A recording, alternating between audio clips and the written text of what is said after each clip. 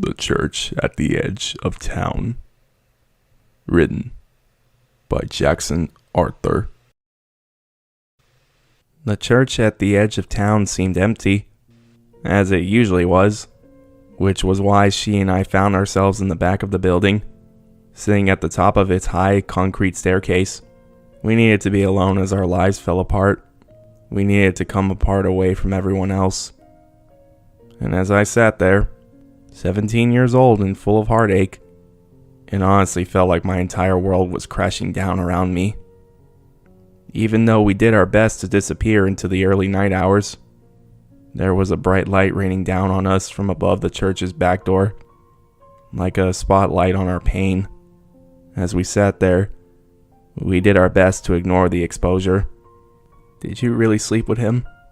I asked her again, for what might have been the 100th time.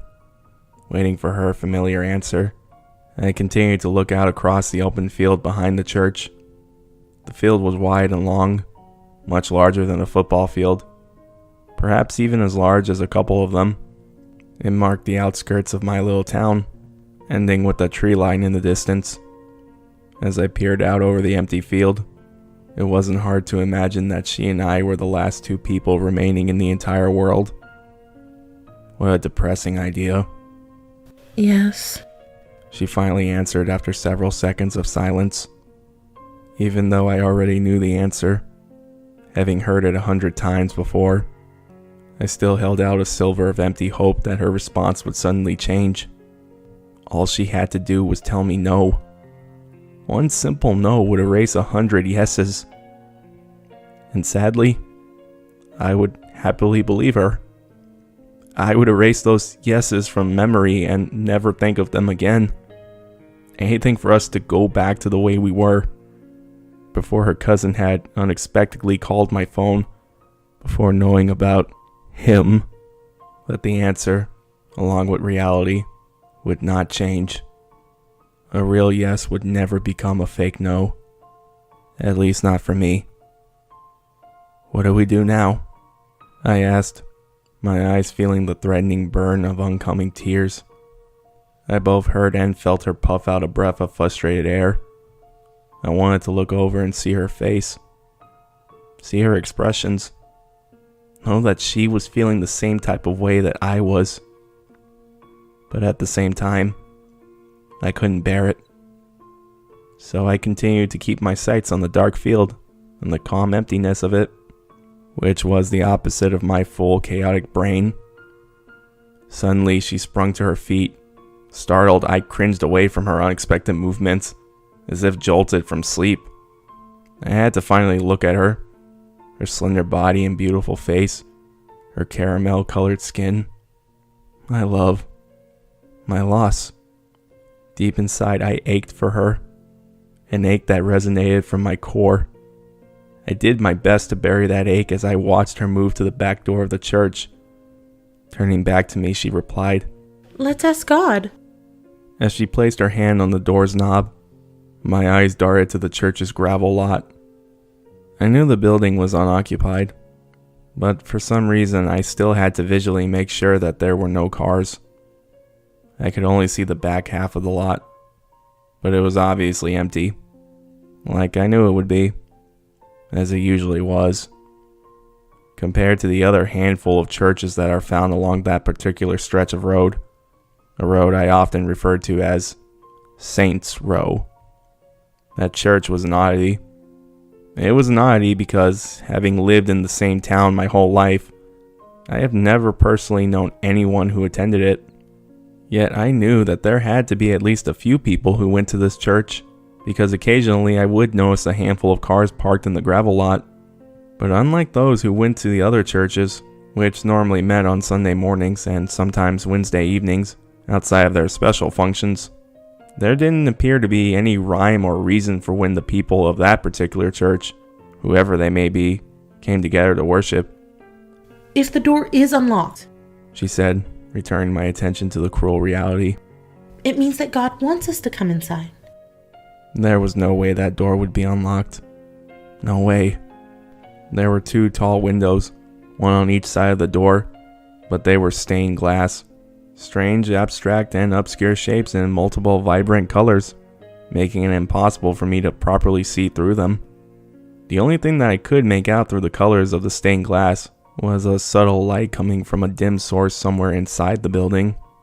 I couldn't tell if there was anyone inside moving around or moving past the windows, but I didn't believe so.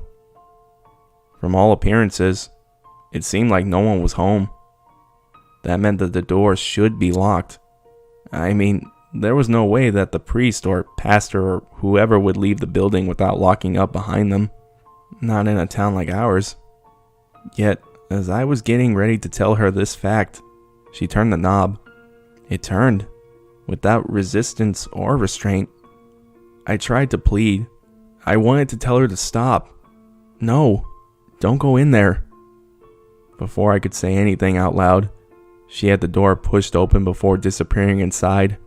Either by her hand or the force of physics, the door returned closed. My heart pounded in my ears as my pulse began to race. I was suddenly terrified. We should not be doing this. This is wrong. My mouth became so dry that my tongue started to hurt. We should not be doing this. But what if it was actually God's will? Whether it be my God or whatever God those at that church worshipped. What if she had been right and the door being unlocked was, in all reality, a signal for us to come inside? A strange animal-like scream suddenly erupted behind me. Startled, my bones nearly jumped through my skin. Twisting around, my eyes fell on a broad concrete base. The gray slab illuminated by the light above the church door, planted deeply into the grass and earth of the large field. The rock base sat several yards from the empty grave lot.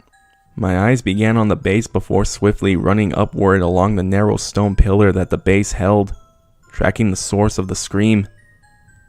At the top of the pillar, nearly 2 stories up, there was a statue of a man wearing a gray robe. That statue always creeped me out. Whenever I would happen to pass by that church, for whatever reason, it always felt as if the statue man was staring at me, his eyes following me, even though his face was completely concealed beneath an upturned hood. It always gave me the chills, as if his eyes were directly on me, following me. Did the statue man even have eyes? Did whoever made him feel the need to add them? Or was he faceless under that hood? The statue man, whether he was supposed to be a monk or a pilgrim or a wise man of Jesus, had his left arm outstretched wide in the motion of a coming embrace. Yet the embrace was only half formed, because the statue man did not have a right arm. When I had first noticed the missing arm, I had assumed weathering and age had caused the piece of stone to merely fall off. Yet looking closer, I wasn't so sure. The right arm was indeed missing. However, the gray robe had a right sleeve hanging limp at the statue man's side, an empty sleeve in which a right arm would fill. At that moment, it seemed to me that there never was a right arm. Strange. Another animal-like screech rang out. Perched on the statue man's only arm was a large, dark-feathered vulture. Like the statue man, the large corpse eater was also staring intensely down at me. After adjusting its footing on the arm, the vulture opened its mouth wide and gave another eerie scream, which sounded like the mixture of a crying woman and a shrill wind blowing. Trying to shake off the creepy feeling the statue man and the vulture gave me, I returned my attention to the church door. I should leave, shouldn't I? When I didn't follow her, she would get the point and just come back out, won't she? She was trying to play a stupid game and I should not indulge her, right? Right. I should just go home. I didn't though. I didn't go home. Instead, I followed her into the church. Once inside, I was immediately greeted by a wall of thick, hot air that nearly stole my breath away. It was stale and heavy and took me by surprise. While the air outside had been that of a cool spring night, the air inside was like hell itself. It was a little hard to breathe at first, and I had to pause to adjust. Heavy sweat erupted from my pores. As I paused to gather my bearings, I noticed that I was now standing in a cramped foyer, which opened into a wide but short hallway. Along the hall, there were 3 open doorways. I could clearly see them against the yellow light that was brightly spilling from the nearest doorway and into the hall. The yellow light rolled down the short hall and into the foyer, causing me to believe it was the same light that I had seen tapping against the vibrant colors of the stained glass window. I did not see her, though. I listened closely for her, but all I could hear was my own heart beating against my ribs. Slowly I began to step through the foyer, before further moving into the hall. I tried to walk quietly so that I could still listen for any signs of her, but the floorboards below the dingy brown carpet groaned and squeaked beneath my shifting weight. I crept up on the first open doorway, the only door on the right side of the hall. Cautiously I peeked through. I still did not find her, as I had been hoping. Instead, I looked into what appeared to be a normal small office space, with the usual desk, chair, bookcase, and metal file cabinet often found in one. The source of the yellow light was a bare, burning bulb that hung from the ceiling. Had someone forgotten to turn the bulb off? Or did they leave it burning on purpose? It didn't matter. I had to keep moving so that I could find her and get the hell out of there, before the person who possibly left the light burning returned to fix their mistake. Continuing along the hall, I arrived at the second of the 3 doors, beneath the shadows that fell through the open doorway. I could easily make out a simple bathroom, with a single toilet and a single sink. Empty. She was not in there either. Arriving at the last doorway, I once again found a simple room. A kitchen.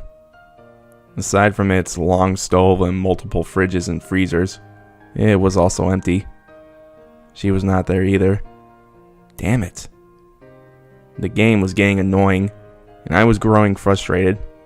I did not want to play hide and seek in some weird church. I was tempted to yell for her to stop hiding, for her to show herself. Rather than filling the church with my booming voice, I chose to continue quietly moving, tiptoeing down the final stretch of the hall. The hall eventually opened up into a large room, a sanctuary. Even though the office light had failed to fully reach into the room, I luckily had another light source by which to see. Several, in fact. Tiny orbs of light, to be more accurate, which were being emitted from the tips of white electric candles that were scattered along the room's 4 walls. The tiny dots of light showed me a sanctuary that was more than merely large, but massive. It was a giant square room with high ceilings and a hardwood floor.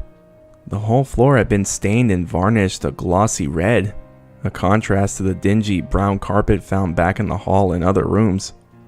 Filling the majority of the new room space were long wooden pews, which were also a glossy red. It was easy to assume, like most common churches, that the sanctuary was the center of the building, the heart of the church. On the room's far right wall, I could make out a set of double doors that must be the front entrance to the building. Unlike the seemingly cheap back door, the set of front doors appeared to be built thick and sturdy, while also stained and varnished to match the floor and pews. As I scanned the sanctuary further, I couldn't help but notice that there was a total lack of the usual religious decorations. No hanging crosses, or tortured Messiah, or paintings that depicted paradise or fluttering angels. There wasn't anything like that. At all. Which seemed odd and unusual to me. Instead, there were only rows and rows of pews facing towards a slightly raised wooden stage, also stained and varnished like everything else. And at the head of the stage, there was only a single wooden podium.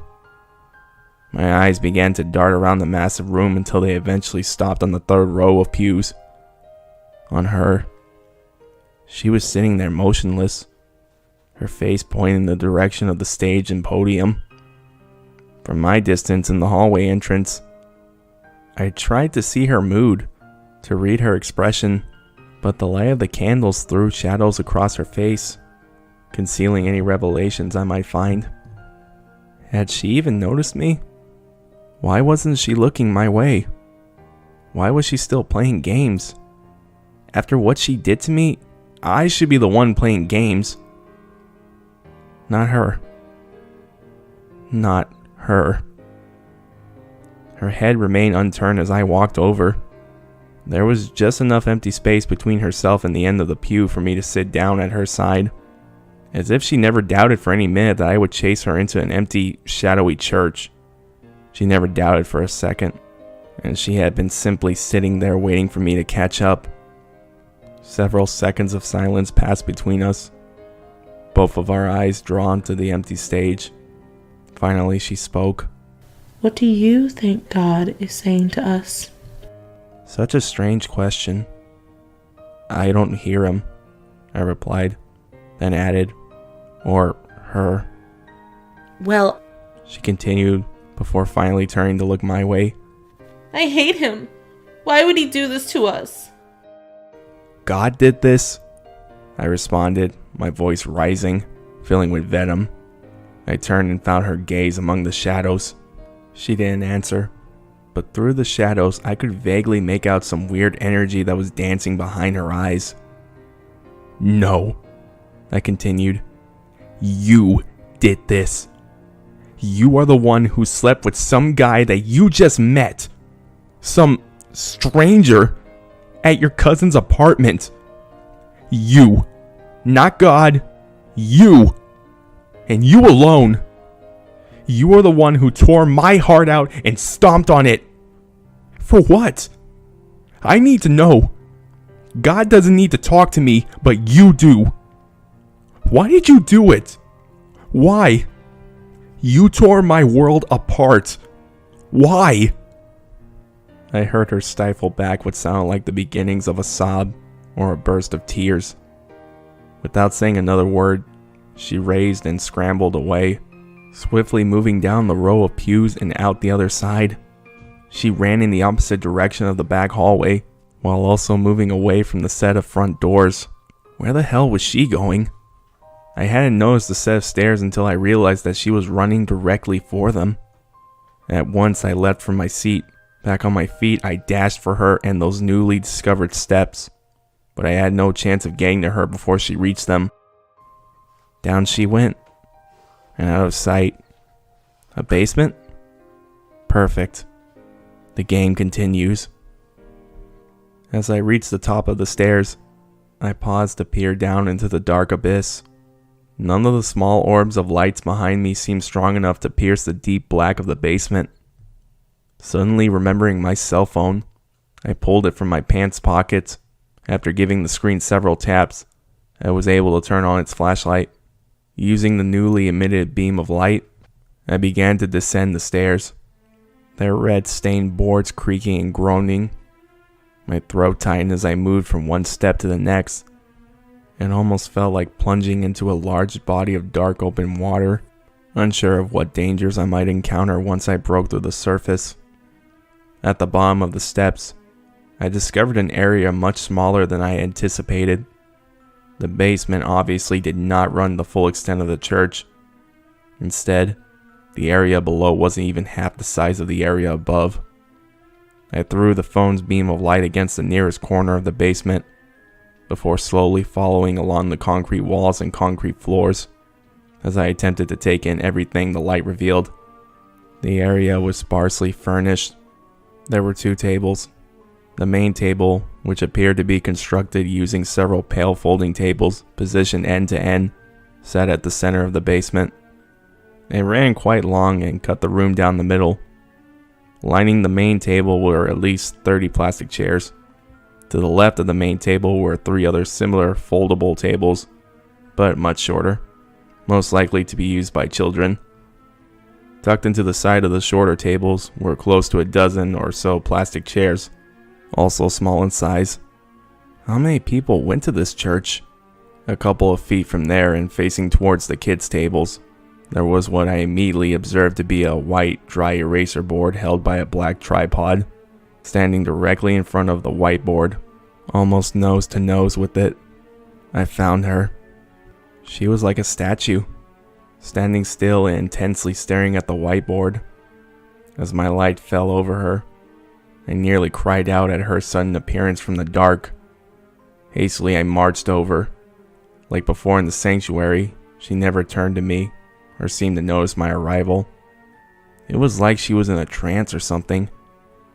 The hairs on my arms stood up, and a shiver rushed down my spine. Several seconds I simply stared at the side of her face, which looked ghostly in the phone's bright beam of light. Before I could say a word to her, I noticed that she had a black marker in her hand. 2 lines had been written across the center of the whiteboard. The first line, written in what I knew well to be her handwriting. God is not here for me.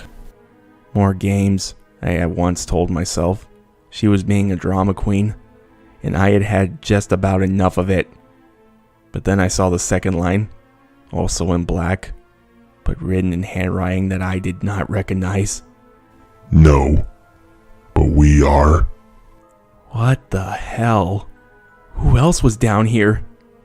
I didn't get a chance to ask her, or better search the basement for another person, because the sound of shuffling feet was unexpectedly heard moving above us, or at least that's what it seemed like to me.